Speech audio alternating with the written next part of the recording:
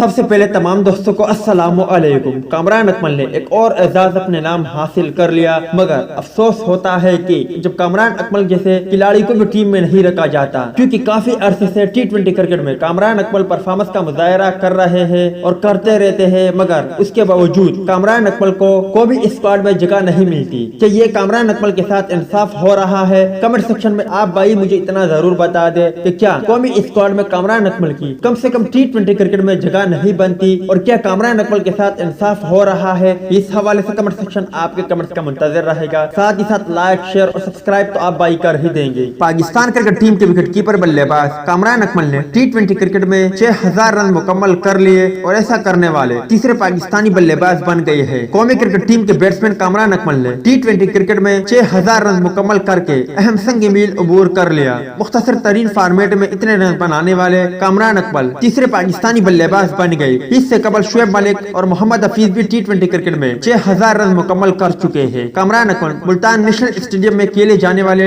National T20 cup میں central Punjab team کی نمائندگی کر رہے ہیں، اور مذکورہ ٹورنامنٹ کے دوران ہی انہوں نے اپنے 6000 رن مکمل کیے۔ واضح رہے کہ گزشتہ روز نیشنل T20 کپ میں صدرن پنجاب کی ٹیم کے خلاف کامران اکمل نے 41 گیندوں پر 11 چوکوں اور 2 چھکوں کی مدد سے 75 رن بنائے تھے، اور اس طرح انہوں نے اہم سنگ میل عبور کیا۔ مگر بدقسمتی سے گزشتہ کل ہونے والے سندھ کے خلاف میچ میں کامران اکمل ناکام رہے اور صرف 10 رن بنا کر چلتے بنے۔ تو دوستو، امید کرتا ہوں کہ آج کی ویڈیو بھی آپ کو پسند آئی ہوگی۔ ملتا ہے کسی نیکسٹ ویڈیو میں، تب تک کے لیے اجازت دیجیے، اللہ حافظ۔